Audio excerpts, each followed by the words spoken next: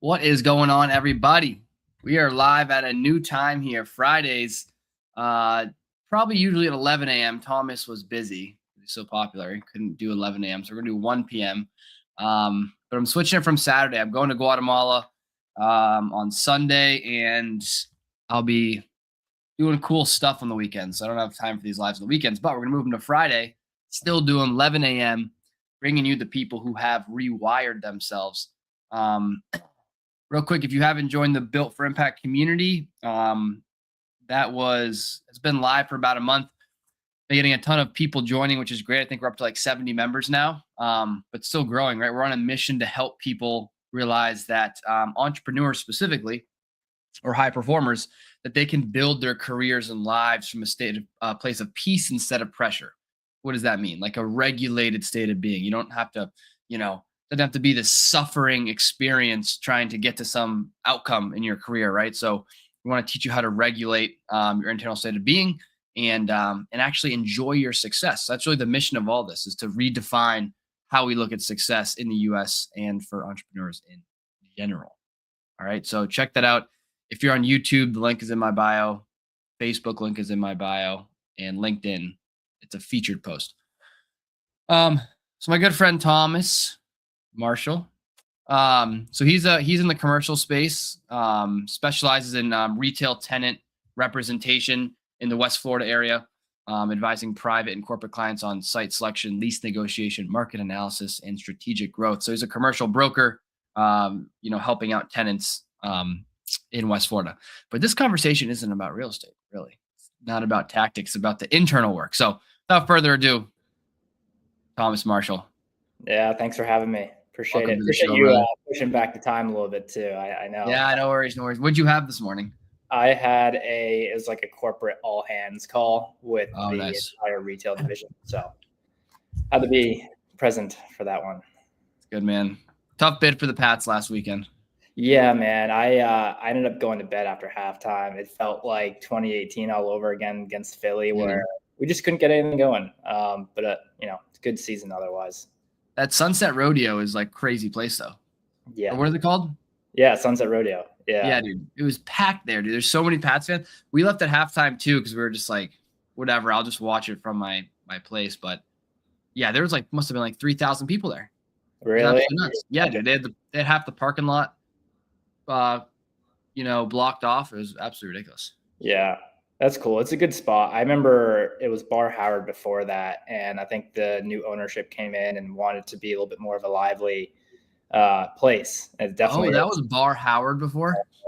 Yeah. Oh, wow. It's a sweet spot now, though. Yeah, I mean, the live music factor of it, Tampa needs that. Just feels a little bit more lively, enjoyable. Yeah, I agree. It was good. It's good for me to get out of my hermit shell. There you go. All right, cool. So I want to go back. I think you have a great perspective on all this stuff, and you've read some books, and I know you're reading Inner Excellence right now. I want to talk about, because this show is really about how we've rewired ourselves. Yeah. Right. Especially us as people who are ambitious, who are entrepreneurs or high performers. We get out of college and and even in college, we're just always chasing that thing. Right. So I want you to talk about, what was your default way of operating when you first got into the work world, even maybe in wholesaling and even into commercial real estate, before your mind started to shift? What was that like? It was just a grind. I think I was so used to the education system where it was very task oriented. And I learned pretty quickly through the first couple of years in real estate that there's always another task. And even if it means getting to a signed contract, now it's like, when am I going to get the next one? You're constantly trying to keep that pipeline moving. And so I was always in this hamster wheel, just looking for the next deal, trying to do the next thing. It never felt like enough. Couldn't have enough calls, enough conversations, enough offers, enough contracts. So it's just a spinning wheel, and it's hard to sustain that, as you know. And I think I just hit this. I remember it was probably around 2022. I sort of hit this wall. I was wholesaling for a group out of California, and I was doing it remotely here in Florida. And I was literally in this co-working office that had 4 walls and no windows. And I was dialing, making a bunch of calls, and that's when it really hit me that that space wasn't the long-term goal, or what wasn't what I wanted. I think it was a lot of the nervous system. It was hard to regulate it in that sort of environment where I was just locked, what felt like in a cage and nowhere to go, and having pretty tough conversations on a daily basis. So quickly realized that it required a lot of reflection on who I was and what I really wanted and what I wanted my day-to-day look like. And what that reflection led to was, okay, this is who I am right now. And then this is who I want to be in the future. How do I want to feel on a day-to-day basis? And Yeah. that allowed my mind to open up a little bit, allowed for some more creativity, and think big picture. Stop thinking about the next deal and start thinking about the big picture of what I want my future to look like, who I want in my life, and what I want my routines to look like on a day-to-day basis. That's a profound. I see you working in that nervous system regulation. I'm wearing off on you a little bit. Starting to Yeah. use that terminology. That's good. It's true though. It is tough to be in that state. So I like what you said there though about, you were wholesaling, but then you started to look at like, how am I operating on a day-to-day basis? How do I want to be every day Yeah. versus what do I want to get or what do I want to achieve? So I think that's a very important shift. So explain that to me more, for someone who might understand like what that means. Like, what do you mean how I operate every day or how I need to be? Yeah, I think it came down to, I'm a big routine guy, always have been. Played sports growing up, right? So I felt like preparation was always the most important thing in my life. How could I be the most prepared? And so it's the same thing when I got into the work world, was how do I transition all these habits that I've accumulated over time through playing sports and being in the school system to the professional world. And what that came down to was, what does my morning routine look like when I wake up? Am I reading? Am I going to the gym right away? Like, those are two different modes of self-regulation. You're either, sitting down to be present and read a book, or you're going to the gym and you're probably having techno music in your earphones and it's just a different mode. And so I really just had to think about, again, how I wanted to feel on a day-to-day basis from when I woke up to when I went to bed. What I found was the place I was in was just one state of regulation throughout the whole day of stress, anxiety, and fight mode. Like me versus you, every phone call, and kind of looking at everything as competition when it's not the case. Yeah, man, that's so powerful, because being in that survival mode, that like fight mode where it's like, oh my gosh, what am I going to do? We're so trained to be in that state. Everyone just thinks that's just part of it. That's what you need to be in to be a successful realtor or to be an investor or to be an entrepreneur, to be a salesperson. That's just part of it, man. Like, there's no way you can avoid that. And I think that is the root of what we're seeking to address here, is that is not the only way to operate. And as a matter of fact, it is a less effective way to get things done, because you're so drained all the time. And when you are in that survival state, we know that, your brain, part of your brain isn't online. So you're not even open to all the possibilities of what could even be out there. Right. So you're limiting your capacity. Trying to avoid living in a constant state of hurry. It's either an inner excellence or think like a monk. One of those two books talks about that concept. And when I read it, it hit home.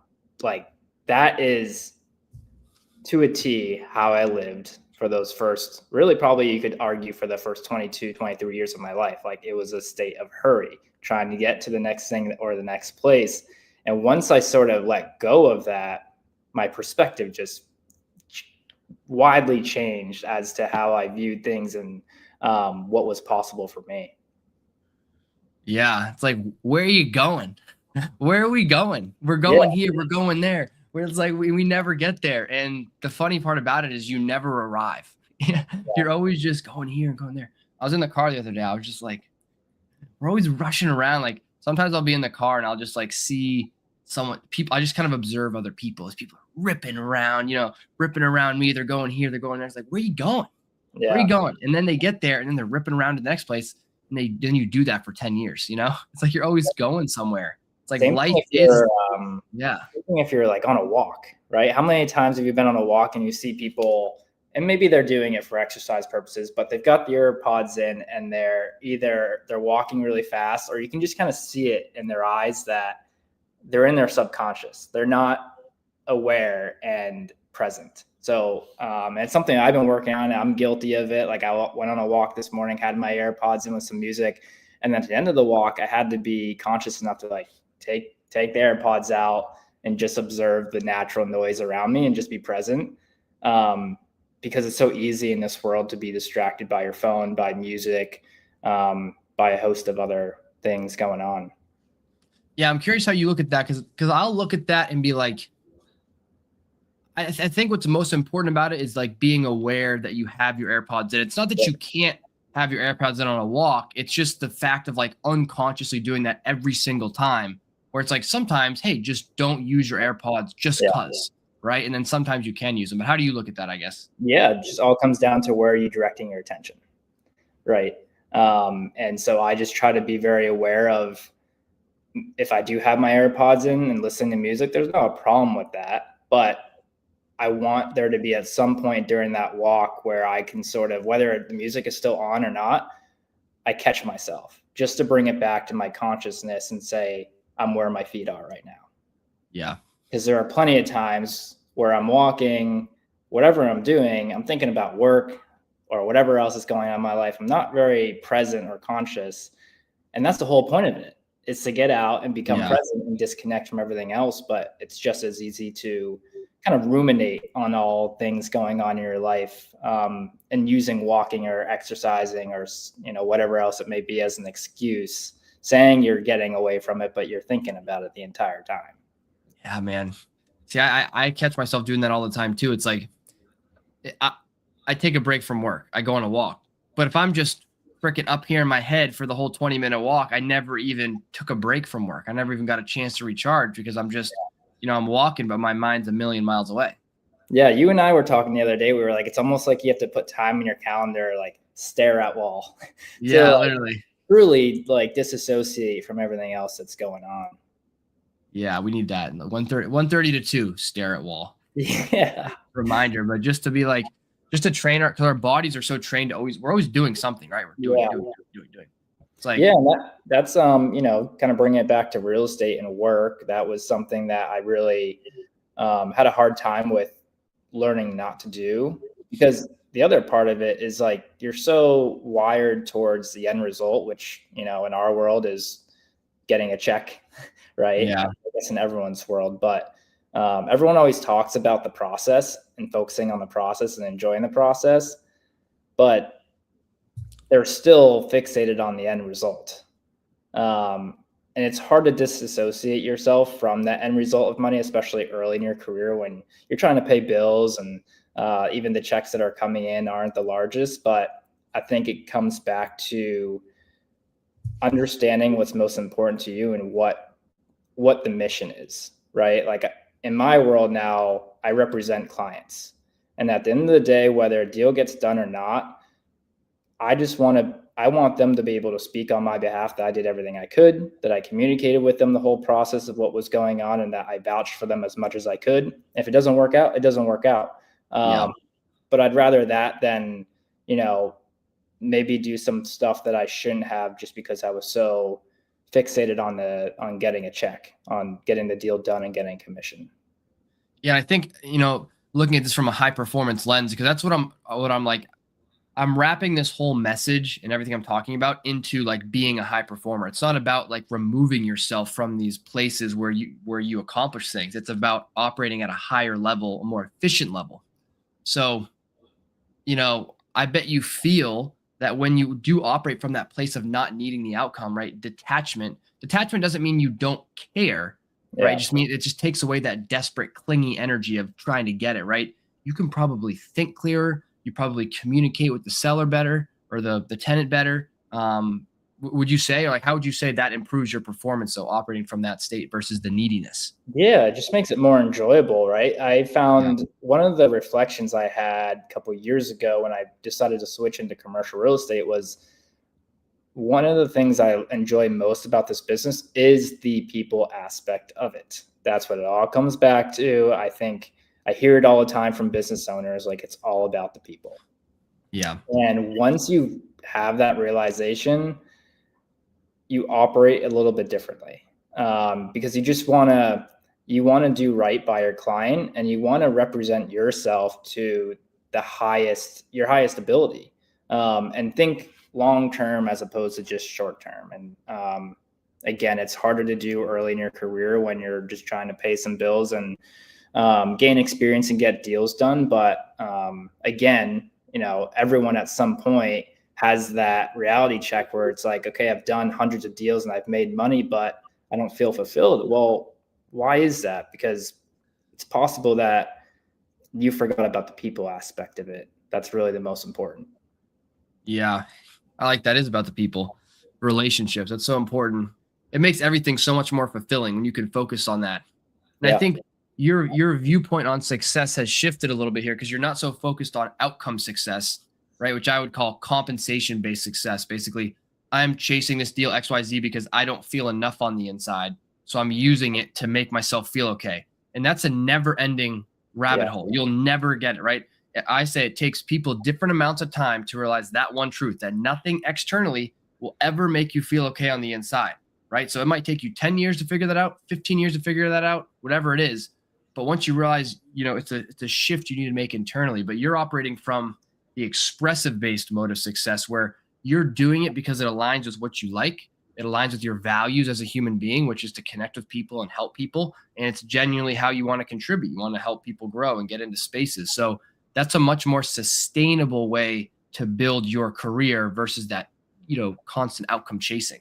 Yeah. It's that word you just said, sustainability. It's so true. The hamster wheel of just trying to find that next check, that'll burn you out quick. And I felt it. I know you have too. And you've got to start understanding what's really driving you on a day-to-day basis. Really take a second to go inward and understand, is it really the check, or is it what I think others are thinking of me? 100%. And I think the biggest thing with people, like you had mentioned earlier, people are chasing these outcomes. They say it's about the process, but what are they doing? They're really still chasing the thing. Why is that? Because I think at a subconscious level, they still believe that that's what they want. Yeah. Consciously, they're like, yeah, it's about the process. But subconsciously, they're like, no, I need this to be complete, right? So they're still chasing that thing. And I think a big thing too is when you don't have money in the, maybe you are low on money, you really believe that money is going to make you feel at peace. Now, obviously, you need money to live. That's the biggest objection I get. Well, Jake, I need money to pay rent and do all this stuff. And yes, I get that. But if you have a deep, belief around money and that, that's really going to give you that internal feeling, even if you get a lot of money, you're still going to have that limiting belief because you're going to be like, what if I lose the money? Right. Yeah. Money solves money problems. Yeah. So how do people get past that? I think it comes with, it's funny, man. I feel like for me, it's like, I think I told you recently, maybe the last time you were here, that a few weeks ago, I remember had a really good week, saw some commission checks come in. I was driving home and I just felt so empty. And I remember before that money came in thinking once that money comes in, I'll feel better. And then I had this realization that that was not the case because it did not happen. That was a true reflection point. And I think to an extent, you have to have that happen to you to understand how it feels inside. Yep. But again, it goes back to understanding your inner mission. What is it? Are you just doing this for the money, or do you want to feel okay inside? Yeah. And once you can truly be honest with yourself about that, that's where I believe that detachment can occur. Yeah, it's a much more fulfilling way to pursue, because I think it's almost like the Trojan horse, or it's the carrot dangling in front of your head. You can never quite reach it when you're chasing that feeling in something external. It's in the money, and you're like, oh no. And then you get the money and it didn't do it. So you're like, okay, well, this amount of money will do it, or this amount of money will do it, or this relationship will do it, or this job, this career path will do it, or this. It's like you're always doing something, whereas that's not the point. The point, this has been a huge mental shift for me, is the point isn't to get anywhere. That's not the point. the point is just to orient yourself, like we were saying, and just walk in that direction. That's it, right? It's like, okay, I want to, walk in this direction because it's just what I want to do. I like doing it. It aligns with my values, and it's how I want to contribute to the world. But Yeah. the goal is just the everyday doing. Like that's life. Every day, like this is life right now, being on this live. Right? It's not about me getting to 100,000 YouTube subscribers. Like that's just that's really just a direction for me. It's a North Star to orient my everyday thoughts, behaviors, and actions, right? Of going on live, doing the things. Because when I get to 100,000 subscribers, guess what? I'm going to be like, oh, 200,000, 500,000, a million, 5 million. It's just never going to stop, right? So it's just not the point. Yeah. It's my I point. mean, it's a good point you make about people are always thinking that next place, that next person maybe in their life is going to provide that missing piece that they feel is not there right now. Yeah. But then they get it and they still feel the same. Yeah. Why is that? Because it's not external. Yep. It's huge. Now, what are some of your favorite books, I guess? Because I know you're reading Inner Excellence. Talk about like what you've pulled from that, I guess, that book, Inner Excellence, and what it's about. Yeah. Gosh, I'm a big book guy. Reading changed my life, honestly.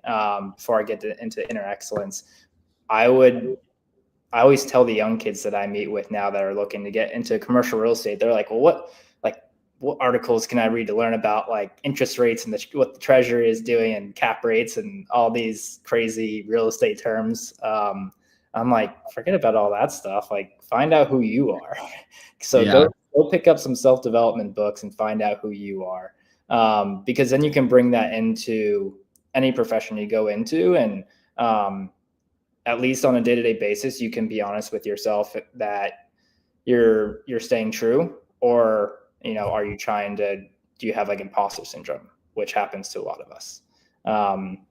So my point of that is like picking up a personal development book is usually the first stepping stone. I know it was for me, of the awareness of who I was and how I was feeling, as opposed to just, because it's hard to do that reflection, even meditation, right? You and I both talk about meditation a lot, and I know I hear it with other people as well, but even in meditation, it takes a while before you truly find that stillness. For a lot of people, there's still all these thoughts going on in your head, and you don't really know how to organize it or what to think of it. What is cool about reading is like all those thoughts and ideas are on the page in front of you. And so you're able to like connect with them a little bit better. So you're reading all these ideas and thoughts that someone else wrote a long time ago. And you're like, yeah, I get that. I feel that way. Or I want to feel that way. So it allows you to maybe get all the thoughts that you're having in your head and see them on paper. Someone else did it instead of you journaling, because I know journaling is a big thing too, but it can be hard for some people, including myself. I've struggled with it in the past of like figuring out how to put all my thoughts on paper through journaling. But I find that through reading, it's just instant connection. Like someone else already did that for me, which is kind of cool. That's great. I never thought about that. So reading is like, sometimes it's easy to get lost in our thoughts and our ideas, but reading, takes those ideas about a certain subject or concept, maybe awareness, and it's all like organized, formatted on the paper, and just kind of grounds it for you so you can kind of digest it. Yeah, like someone else did that work for you. Yeah. Which maybe we should all learn to do that ourselves too. But I think at least when you're first getting into it, what a great way to like open your eyes to this world. But to talk about inner excellence, as you know, the whole concept of that is living your life through a perspective of love, wisdom, and courage. And that is how you should approach your day-to-day activities and what goes on in your life. It's coming first off like love, coming from a place of love, instead of a place of maybe it's anxiety or envy or fear. You should approach everything with love. And I think within love comes compassion and empathy and a lot of those other characteristics. And wisdom, that comes through life experiences, and being aware I believe that's part of wisdom. You know, people don't give themselves enough credit.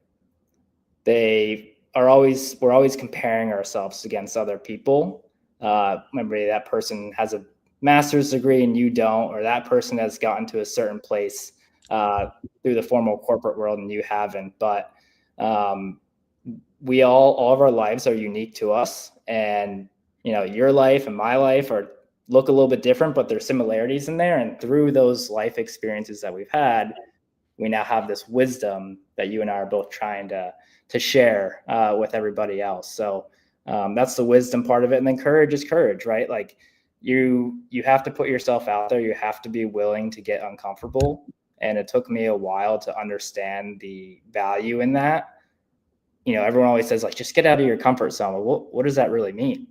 Maybe it's just sitting by yourself for 30 minutes in your own house. Isn't that crazy? Like, you don't have to go anywhere to get out of your comfort zone. You could sit right on your bed for 30 minutes alone in silence. Let me know how it goes. Well, 1 second.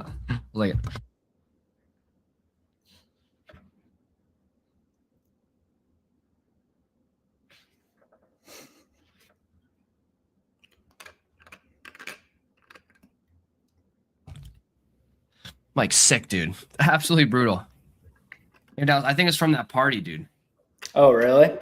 Yeah, my head feels like it's like freaking a balloon. Dude, it's been going around the office. I was working. Bro, I feel like I have COVID again. That's what it feels like. Really? But that's life. Anyways, we're gonna get up. We're gonna attack it. No, I think that's good though. The inner excellence. It's very interesting too. Like that book blew up because I think AJ Brown of the Eagles was like reading it on the sidelines of a game. Yeah. But it just goes to show how that sort of like inner work, right? Because I read the book too. It's like inner excellence is just about, what you're seeking isn't outside of you. It's really inside of you. And people at the highest level are reading that book and using it in their day to day. That's why I think it's like doing that inner work is like the foundation. It's like creating a foundation. Like you want to go do stuff in your life. You want to build this. Think about your life as building a skyscraper. You're trying to build this massive skyscraper. Okay, great. If you don't do the inner work, you're building it on sand and it's just going to come tumbling down. Right. Yeah. So you might as well just take a little bit to start to learn the concepts, do the inner work. So you have a solid foundation. So you're not just thrown about by life. You can actually handle life. You understand you're not your thoughts or emotions. You know how to regulate yourself. You know how to grow and let go of, old emotions and old patterns. That's what you need to do. It's like, I use this analogy. People, especially I've been doing TikTok lives and people like are trying to start businesses and go into entrepreneurship. Like, hey, what should I do? This or that. You don't need to do any strategies. Okay. You need to do the inner work because you just jumping into entrepreneurship without getting that foundation is like trying to swim across the English Channel. Okay. With some cinder blocks on your feet, mind you. And then you wonder why you drown like 1,000 yards into that swim. It's like, why don't you just take a couple weeks, build the boat, and then you could just glide right across the river. That'd be super easy. Right. So especially as people come in, like brokers come in, it's like, bro, you got to go do the inner work first. Okay. And then you go look at the tactics and the strategies because all those tactics and strategies are going to be so much more difficult if you don't do the inner work. Right. And I think we got to normalize the inner work, normalize nervous system regulation, normalize, meditation, talking about our thoughts and our emotions, like all this stuff that's just kind of like, maybe isn't as used in the world. Like as a high performer, I want other people and yourself as well. I want us to normalize this stuff for people so it's cool, Gotta be cool. We gotta make it cool. Yeah, make it cool. And I'll tell you, and this, like entrepreneurship in general is a very spontaneous space to be in. Things just happen. And it's not always organized. You're not always fortunate enough to have like that 2:00 call on the calendar that like, this is going to happen. And then you might get a call at 3:00 in the afternoon and you're out on a walk or at the grocery store. You better be ready to go, whatever it is. Maybe it's in your instance, maybe it's a seller saying that they're ready to sell their house for 60 cents on the dollar. Or for me, maybe it's one of my clients like, hey, I need this now. I need the answer to this now. What's going on here? That's like the nervous system part of it is like your body naturally is like a lion's chasing me, right? Like that's the first thing that your body feels, but can you kind of deregulate, take a breath and and bring your attention to where it really needs to be, and just really give that person like the proper focus and awareness, as opposed to just, okay, here's what we're gonna blah, blah, blah, blah. Like, Yeah, because you're not giving that person your best either, right? right. Because like as we know, when we're in a dysregulated state, we're not seeing all the options. We're not able to talk as clearly because we're in our physiology is in threat mode. So for Right. you to get on and have the best conversation, you need to, one, as you said, have the awareness to realize you're in that state. If you don't have the Yeah. awareness, you can't get out of it. And then two, have the ability to regulate, whether that's through your breath, so you can show up as the best version of yourself. Jake, I don't have time to regulate and do it. I got to get on the call. It's like, listen, you don't have time not to regulate, because what happens when you get on that call and you're all freaked out and you blow the sale, and then, or you say something you didn't want to say, and then you're trying to fix that relationship for 3 weeks because you said something emotionally. That's the true waste of time. Yeah. It's very true. And the other thing too, with you, you say as an entrepreneur, there's a lot of unknowns. And that's why people go into dysregulated state so much, because our nervous system is designed to keep us in the familiar. It associates familiarity with safety. That's how it reads things. So think about entrepreneurship. By definition, like everything is unknown. There's like literally no knowns of being an entrepreneur. Yeah. You go in, you have no idea what's going on. Don't know if you're going to make money. Don't know if this deal is going to go through. Don't know if the people are going to stay on your. So it's like this completely unknown situation, which is why I think it's so overwhelmingly pressure. But you made a great point where it's like, you can't just set something on your calendar at 2 and just know it's going to happen, right? It's a world of unknowns. So I think a lot of suffering comes from trying to create certainty in an inherently uncertain world. That's the problem. You're trying to create certainty in your external environment, but it's just impossible. You can't control what's happening in the world. So that's where I feel like we have to shift, and that's like inner excellence, is create certainty on the inside so that nothing externally has control over your internal state of being. In my opinion, that's true freedom. True freedom is not money. It's not this. It's not that. Freedom is the ability to maintain your internal state of being happy, peace, love, gratitude, joy. No matter what happens out here, no matter what happens, right? It might knock you out, but you always revert back to that baseline. And if we can practice that and develop that skill, you'll be fucking unshakable. Like it'll be game over. Yeah, it's well said. It's so well said. And it's interesting how you can see some high performers who they do really well. They make a lot of money, but they're miserable on the inside. And I think that's probably a turning point that you and I both had and have seen, is like, I don't want to be like that. I could be broke. I'd rather be broke and have peace inside versus, maybe at this person's level of success, but feel like they do on a day-to-day basis. Yeah. It's like, what's the point? Like, what's the point? That's like, that's what I got to the point where I was like, oh yeah, I'm doing all this stuff in the business, and okay, we got all this success, but I'm freaking miserable. Like, what am I even doing, dude? Yeah. Like, what am I doing? That's why I was like, there has to be a better way. There's got to be a better way. And I was like, I will find the better way. That's where you start learning and developing stuff. That's why I'm just so passionate about it, because people don't even know there's another option. I don't think, like, they just think this is the way life is. You have to, operate in the state XYZ. Yeah. It's, people, again, sort of what I said earlier, not willing to get uncomfortable with themselves. Yeah.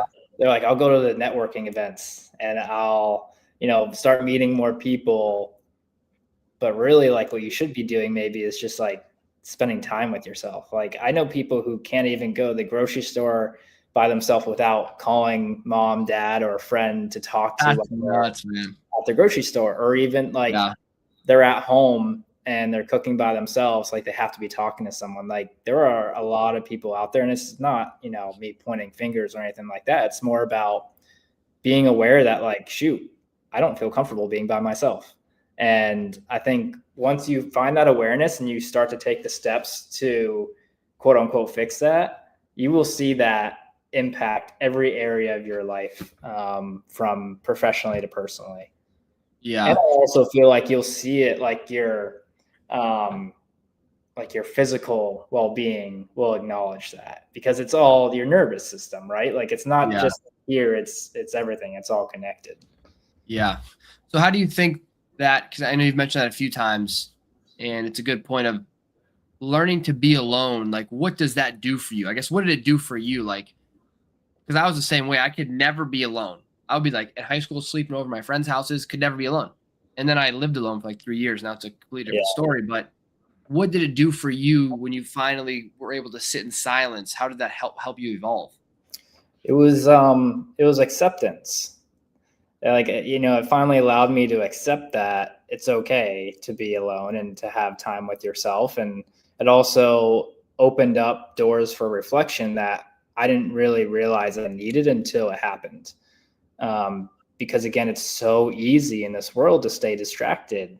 You can Yep. you can go to the bar, you can go play a sport, you can scroll on social media on your phone for hours. It's always in our hands. So there's so much intention that comes with being able to put that stuff away and sit with yourself. And through that repetition, there's no choice but just like to build that consciousness and awareness up to a level where all of a sudden you're like, wow, like it was always just in here. It was never out there. Yeah, I agree. Do you Uh, think it One more point to that, because oh yeah. just popped in my head, but Tony Robbins talks about like how many of us are so caught up in this story that we tell ourselves, this story of our lives. Like, well, it all started back in like Little League, or like, I was always undersized. Like you always hear that, right? Like I was always Yeah. undersized, and Everyone's got a story. everyone underestimated me. Like you're just speaking that story into like your own head. Like, Yeah. so again, I think I was guilty of it for a long time. And I realized through that spending alone time that I had to disassociate myself from this story. The story that you have told yourself doesn't have to be the story. Like every day is different. You have an opportunity every day to change your life and to live it how you want to and to feel how you want to feel. Yeah. What do you think your old story was, and how has that changed now? I think I was constantly looking for like some form of attention, like almost feeling like um underappreciated maybe. And like I was always, what's the word I'm looking for? Catching the short end of things. Yeah. Almost like kind of like a victim a little bit. It's like Victim yeah. mindset. Very, very, very much so victim mindset. So letting go of that allowed me to just be myself a little bit more, Yeah. and just live with like this sense of autonomy. Like you said it, like true independence and freedom is feeling okay and having that inner peace. Yeah, no matter what. It's not how many dollars are in my bank account. I can tell you that. Like, like I said, I hit that point where like I'm okay now financially, but there are still days where I don't feel okay inside because it's not the money. It's just, Exactly. Exactly, man. And don't get us wrong. Like we all want to have a lot of money. We all should have a lot of money. You should yeah, be filthy freaking rich and buy all the Ferraris you want to buy. Like that's great. I'm going to yeah, do that too. I'm just saying that's not the point. Like I'm just saying that is not going to fix an internal lack if you have one. That's the mhm, main point we're trying. Because I don't want people out here wasting decades of their life chasing this thing only to get there and realize it's not it. And then they've burned all their relationships. They burned all their bridges. They have nothing left because they thought this was the thing that was supposed to give it to them all or give them everything they wanted, and it didn't. And now here they are, just freaking. They have nothing. That's why yeah. you read about these people who are depressed, have millions of dollars. And the cool thing about it is once you come to that full circle realization is now all of a sudden you're looking at like a whole different way of utilizing those dollars you've earned, right? Yeah, Like what I used to think I wanted to purchase or use my money for is totally different from like what I want to use it for now. I yeah, don't like, for me personally, I'm not a big material items guy. Like I'd rather yeah, go take a trip somewhere because I know that like, I love experiences yeah, less than things. Cause again, things are just things. yeah. I think it's important. It's like when you're buying things, the problem isn't buying things. It's like why you're buying it. Like if I want to buy a Aston Martin DB12, personally, I love cars. Like I just love driving. Driving is my favorite thing in the world to do. So I would love to just have like a super high end car to be able to rip around the roads. That's why I want the car. I don't want the car to be driving down the road and everyone be like, oh my God, look at his Aston Martin, right? So, But if I had bought that Aston Martin thinking like, okay, if I finally get this, people will show me some more appreciation. That's the wrong reason to buy an Aston Martin versus buying it because you like the car. So I think that goes for anything, right? Totally. With that, love it, bro. We're gonna keep it tight around 40 today. I guess last thing here for the audience. Let's see here. Actually, I had a few questions here.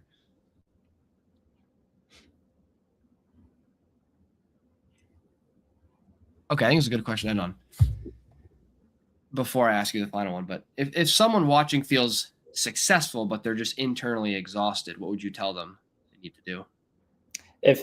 Say that one more time. If someone watching this feels successful, right? They feel successful, but internally they're just exhausted. What would you tell them? Give yourself a break. We're so hard on ourselves all the time. Yeah. And I did it this week, Jake. Like today I'm doing it. I'm disconnecting myself a little bit from work. I'm kind of ignoring certain things because I know I need that. You have to be, it's almost like just be nicer to yourself. I know, dude. And it took me a while. Like that was one of the big things too that I could not do early on. I was like, I've got to get to the gym and suffer in the morning for an hour before getting into cold calls for 8 hours a day because like suffering will lead to success.